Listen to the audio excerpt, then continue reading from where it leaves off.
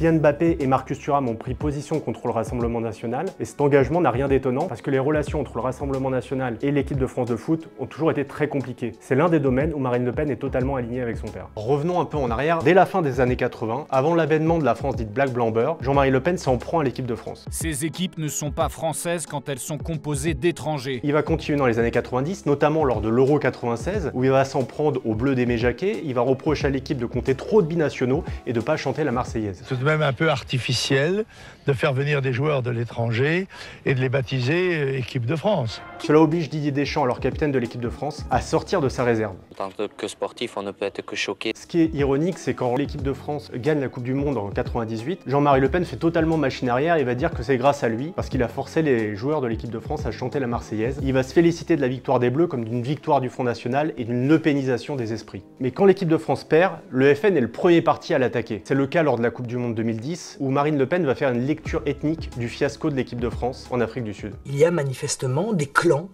ethniques, religieux, qui mettent en place quasiment une sorte d'apartheid au sein même de cette équipe. Comme son père, Marine Le Pen trouve qu'il y a trop de binationaux en équipe de France, et comme son père aussi, elle regrette que les joueurs de l'équipe de France ne chantent pas la Marseillaise. Pour elle, c'est le signe d'une non-assimilation. Je pense à ces joueurs de football qui ne chantent pas la Marseillaise, qui expriment encore une fois en toutes circonstances et au long des interviews leur mépris de toute forme de patriotisme. Et lorsque des footballeurs prennent position contre le parti, Marine Le Pen va faire la même réponse que son père. Elle va accuser les footballeurs de l'équipe de France de faire partie du système. Le pognon qui dégouline de ces gens, le sentiment de cet argent facilement gagné, les valeurs qu'ils véhiculent ne sont pas les valeurs de la France. C'est ce qu'a d'ailleurs fait Marine Le Pen en 2017 lorsque Zinedine Zidane avait appelé à faire barrage au Front National. Vous me direz, avec ce qu'il gagne, je comprends qu'il vote Macron en même temps. Le désamour entre le Rassemblement national et l'équipe de France n'a rien d'étonnant. On est une génération qui peut faire la différence.